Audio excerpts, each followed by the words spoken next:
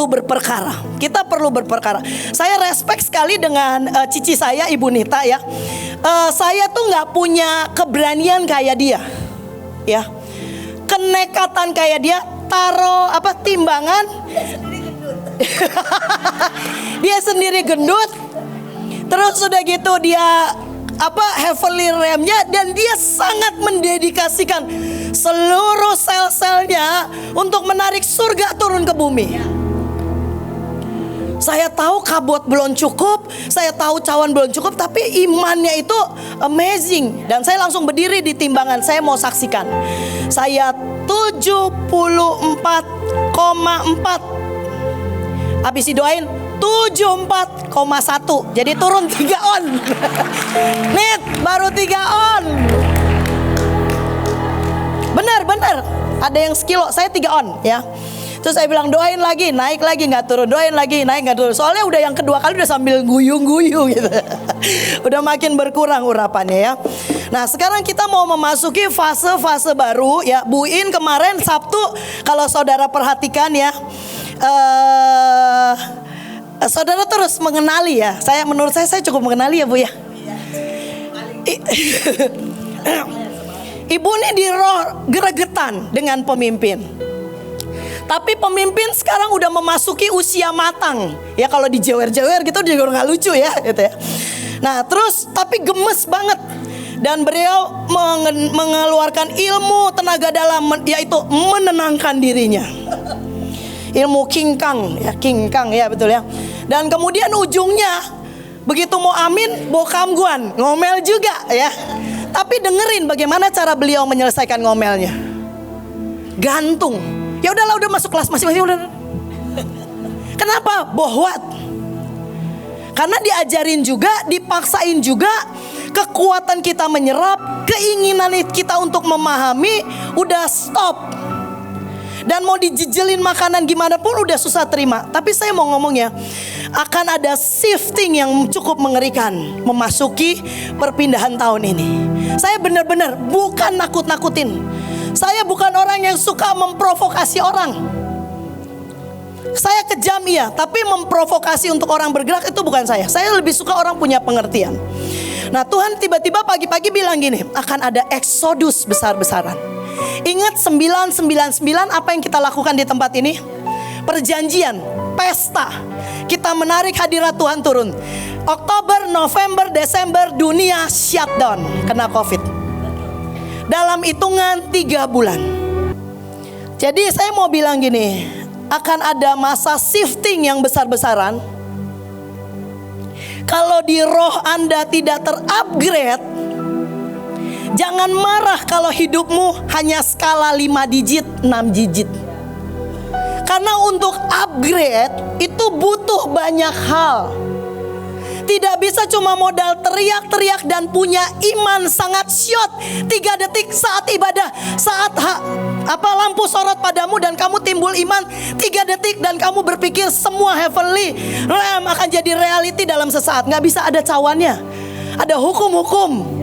Memang betul ada perjanjian, memang betul Tuhan kita berdaulat, tapi ada hukum-hukum yang juga sudah ditaruh di 10 konsentrasi di dunia ini yang memegang hal itu lewat hukum-hukum. Kamu gak bisa terjun dari atas dan berkata, dalam nama Tuhan Yesus saya buktikan nama Yesus berkuasa, dan kalau saya terjun dari tingkat 10 kaki saya tidak patah. Gak bisa. Kamu gak bisa pakai hukum Tuhan untuk melawan Tuhan. Jadi ada cawannya ya. Not as easy seperti itu. Saya mau bilang gini, core identity adalah hal yang sangat penting yang disampaikan pada Bu In waktu beliau berdoa untuk pay dalet ya. Kenapa? Iblis akan selalu berusaha menghilangkan identitas manusia. Dia mau panggil kita dengan nomor, dia tidak mau panggil kita dengan nama. Makanya di zaman Hitler, orang-orang pilihan yaitu orang Yahudi, namanya semua diganti angka. Hei kamu 13 maju, hei kamu 74 maju, hei kamu 84 maju. Dia mau meniadakan God's image bearer. Dia mau meniadakan keilahian, kealahan di dalam kita. Makanya dia mau hapus identitas kita. Iblis takut sekali kalau kita mengenali identitas kita. Karena sekali engkau sadar, saya ini sering menganggap saya bukan siapa-siapa, nggak bisa apa-apa. Udahlah Bu, saya jadi supir aja. Ibu kenapa sih harus capek-capek memompahkan sesuatu yang ini ya? Ya itu dulu 1000 tahun yang lalu, 2000 tahun yang lalu. Ya Bu, ampun Bu. Ya, pelajarannya adalah begini. Dulu seperti itu. Tapi once perkataan diucapkan bahwa kamu adalah pembangun pasukan terdahsyat, dan waktu pasukan itu terbangun di 38 provinsi, saya sangat yakin Indonesia akan terluput. Kenapa? Karena perjanjian itu sudah ditulis. Kalau pasukan itu terbangun, aku akan membiarkan kau tinggal tenang di negerimu.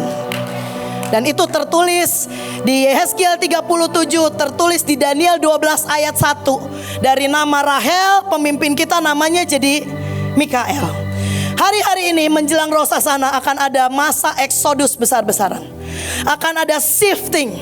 Dan semua berlangsung sangat cepat. Dan kalau kita gak bisa ikut, kalau kamu tertinggal dalam era hidup 5 digit, itu akan cukup lama. Tapi kalau kamu terupgrade, tubuh, jiwa, roh itu akan terupgrade. Ya, shifting digitalisasi, shifting waktu COVID, perubahan zaman, kita tahu. Hukum fisika berkata seperti ini. Ada pelatihan yang dibuat oleh Bu Iin, namanya struktur. Dan itu melibatkan orang-orang. Waktu dilatih, kita dipaksa berpikir sangat cepat, membangun sesuatu yang bukan bidang kita. Bangun market. Saya orang dapur, bagaimana bangun market? Jahit baju dalam setengah jam. Oh my God, masukin jahitnya nggak bisa, desain nggak bisa, nggak mau tahu. Waktu saya tanya Tuhan ini apa ya?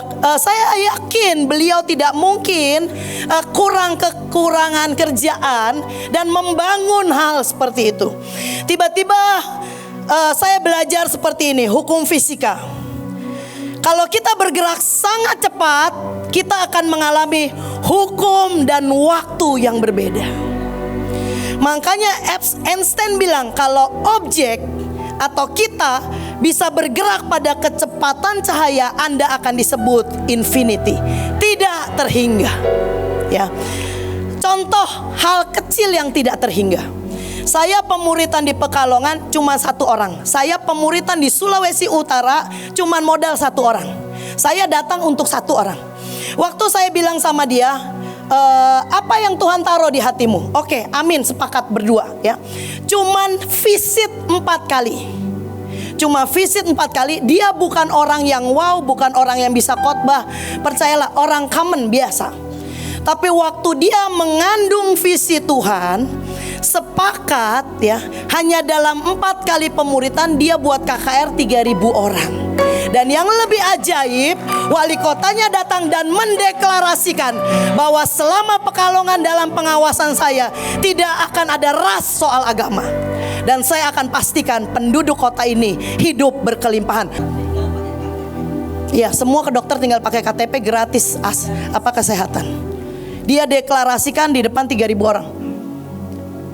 Buat saya, dimulai dari berlutut di kamarmu, berperkaralah supaya nyata hidupmu benar. Dan waktu engkau keluar, lakukan hal-hal besar bersama dengan roh Tuhan yang tidak terbatas. Sekali lagi, jika kita dipaksa cepat ya, saya tahu kita semua gak terlalu suka. Tapi dibilang seperti ini, jika kita bergerak sangat cepat, kita akan mengalami hukum dan waktu yang berbeda. Hukum dan waktu yang berjalan buat hidupmu beda sama orang lain. Kalau kita hidup di dunia ini, rem itu banyak. Ya, ada orang hidup di rem ini sehingga makanya dia cari uangnya cepet. Ngomong apa cepet, ini cepet. Jadi rock itu tumbuh cepet menurut saya, sangat cepat ya. Kemudian dibilang seperti ini, objek dengan massa tidak akan pernah dapat bergerak pada kecepatan cahaya. Orang penuh dengan dirinya, Anda tidak bisa bergerak dengan cepat. Karena Anda adalah orang tapi ya. Tapi ini ya. Sebaliknya, objek tanpa massa selalu bergerak pada kecepatan cahaya. Makanya kenapa Pak Yusak, dia tidak buat sesuatu yang heboh. Dia massless, dia buat dirinya massless, tidak bermasa. Dia ambil harmonikanya, Cuma dalam beberapa tiupan, tiba-tiba atmosfer Holy Stadium pertama kalinya saya merasakan surga di bumi ini. Semua warna mata secara visual kelihatan berubah biru. Sampai hari ini peristiwa itu udah mungkin belasan tahun, itu masih membekas di sini, sangat pekat, sangat kental. Hari kita pelatihan, Pak Lucky juga melakukan hal yang sama. Cuma nyanyi kalau nggak salah tentang anugerahnya. Pada waktu kita membuat diri kita tanpa masa mestless, ya, sesuatu selalu bergerak pada kecepatan cahaya. Dan di saat itulah kalau kita ngerti mengosongkan diri, baru kita bisa teriak-teriak tentang transport ya betul ya, teleport, perpindahan. Tanpa kita mengosongkan diri, Anda penuh dengan dirimu, heavenly realm akan tetap menjadi heavenly realm. Kita harus buat heavenly realm menjadi heavenly reality. Mata orang bisa lihat, panca indera mereka bisa merasakan. Dan kita harus buat diri kita begitu mestless. Satu hal saya mau kita belajar. Ada satu roh yang menghalangi 7 gerbang ini. Nama roh ini adalah Thaumiel. Dia dalam bahasa Inggris namanya the twin God. Roh inilah yang berbisik ke hati Lucifer dan menyebabkan Lucifer berkata, aku hendak menyamai yang maha tinggi. Roh ini kenapa berbisik seperti itu ke Lucifer? Karena dia lihat Lucifer diciptakan sangat indah. Makanya dia buat Lucifer terpleset dengan membisikkan sesuatu. Karena nama Thaumiel adalah the twin God. Roh inilah yang membuat orang ada secara alamiah akan menentang apapun, ya. Saudara punya nggak anak buah yang kalau kita ngomong dia nggak dengerin, dia akan lebih banyak memberikan jutaan penjelasan dan mengcounter kita terus menerus. Thaumiel adalah contending force, kekuatan yang secara alami akan selalu menentang apapun yang dari Allah, termasuk yang disampaikan oleh Pak Lucky tadi. Anda luar biasa, Anda bijak. Enggak, biasa aja. Itu adalah kerjaan roh ini. Dari manusia kecil, nggak usah diajarin sombong dan berontak, itu udah natural. Kenapa waktu mereka makan buah, roh ini tuh ada di situ, pops up. Buah pengetahuan baik dan jahat. Waktu dia makan, tiba-tiba roh ini pops up dan dia bisa meradiasi dunia dengan gelombangnya.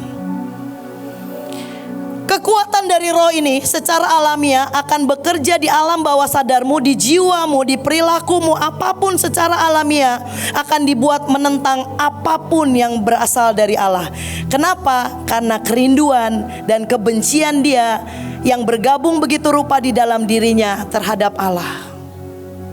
Saudara tahu gak, kalau saudara benci banget ya sama satu orang ya, saudara akan kepikiran orang itu terus. Lama-lama mirip. Roh ini membuat kita tidak punya pengenalan, sulit punya pengenalan. Roh ini menghalangimu punya pengertian. Makanya di 2 Korintus dikatakan sama Paulus, aku mematahkan setiap siasat orang, merubuhkan kubu yang dibangun oleh keangkuhan manusia. Untuk menentang, inilah roh Thaumiel, menentang pengenalan akan Allah. Dan dia merasuk ke manusia begitu rupa. Poin yang saya ingin sampaikan adalah, kalau kita menghidupi core identity kita akan benar-benar mengalami yang namanya kingdom explosion. Boleh tolong dikeluarkan videonya. Ini orang yang sudah menemukan core identity-nya, ya. Kalau saudara mau lihat dalam bentuk implementasinya, lihat gabungan Joshua dengan Kesia. Ya, mereka coba saling mengenal, ya. Mereka mengenal pribadinya masing-masing. Satu bukan ibu rumah tangga idaman, dia woman warrior. Yang satu pembawa lawatan. Ketika berpadu saling mengenal sampai satu titik, mereka akan mencapai puncak penyatuan core identity yang namanya fusion. Dan disinilah timbul yang namanya ledakan lawatan dengan sangat dahsyat. Makanya dibilang kalau 2 orang menyatu sepakat in unity, harmony and symphony. Kalau mau lihat seperti apa, lihat hasil dari kandungan mereka. Anak yang dilahirkan seperti itu, kita tahu itu hasil dari penyatuan orang yang menemukan core identity, sehingga identitas mereka dari kecil sangat jelas ya. Saya sebenarnya punya satu video, cuma saya nggak nyiapin tentang Elion yang sangat jelas identitasnya ya. Oke, kita balik ke yang serius aja. Atau oh ya, Nika boleh tolong nggak di Love Never Fail? Itu papa mamanya menemukan core identity dengan jelas. Dia juga kepemimpinannya sangat jelas ya. Nanti kita lihat videonya bagaimana anak 1,5 tahun ya bisa menghentikan sekelompok orang yang mencoba mengolok-olok dan bermain-main dengan dia. Dan no, berhenti. Dengan sangat tegas, kamu digituin juga berhenti loh. Saya aja kalau udah kena jarinya begini saya berhenti. Nah tadi dia udah begini saya langsung menyingkir. Artinya saya lagi mau Bu Ira, mau Bu Iren, jangan gendong saya. Nggak paham, kaplok. Jelas ya. Jelas juga masih harus dididik maksudnya. Oke ya. Saya mau memperkuat kita harus memperkuat 3 core identity kita. Yang satu secara personality. Apakah nyata engkau berkenan di hadapan Tuhan dan doamu didengar ya. Yang kedua, divisi kita masing-masing. Kita ini udah bias, udah gak menuju kepada satu titik identitas yang jelas. Yang ketiga, kalau kita orang Mahanaim, kita harus tahu Mahanaim adalah instansi kerajaan surga. Ya. Sekali lagi, Mahanaim adalah instansi kerajaan surga. Instansi apa? Mahanaim itu sudah bukan tempat baris berbaris aja. Tapi Mahanaim udah jadi kantor DPR, MPR kerajaan surga. Setiap Sabtu dan Senin, setiap Minggu dan Jumat, adakah Bapak Ibu, ya ada terutama pemimpin, mulai restless dan meraba besok apa yang akan kita lakukan? Mulai mempersiapkan di roh. Ya, karena begitu sidang ilahi, namamu tiba-tiba disebut dan kemudian ada poin yang harus didoakan. Ya. Nah, kalau Anda jadi orang yang sering ngoper mic seperti saya, ya, Anda akan lihat wajah mereka seperti apa kalau dikasih mic ya. Jadi setiap Jumat dan setiap Minggu, saya yakin orang-orang tertentu roh mereka akan awake karena akan ada sidang ilahi. Sebab Mahanaim sudah seperti DPR dan MPR kerajaan surga menetapkan banyak hal. Dewan Perwakilan Rakyat Indonesia dan dunia. Majelis-majelis permusyawaratan rakyat menyampaikan doa-doa yang dinaikkan di sidang ilahi. Dan waktu itu diketok dari surga, itu yang akan direalisasikan ke dunia ini.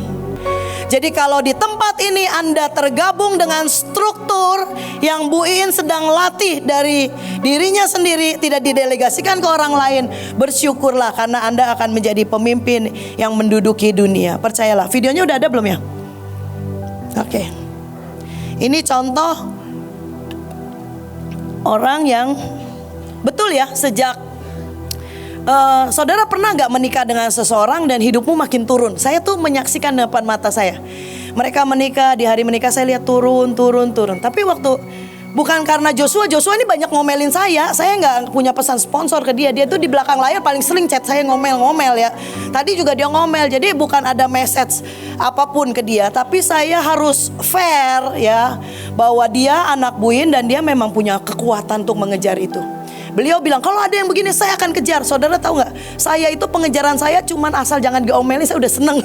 Makanya saya mau ditumpangin tangan sama dia supaya saya juga ambisius ilahi dikit gitu ya. Pokoknya target gue gak diomelin ibu, gue udah bahagia banget gitu ya. Itu kerinduan terdalam. Udah ada belum? Oh iya, ini orang yang punya core identity jelas ya. Boleh tolong di style. Ini 1,5 tahun. Ada suaranya gak? Sayang sekali, itu harus keluar suaranya.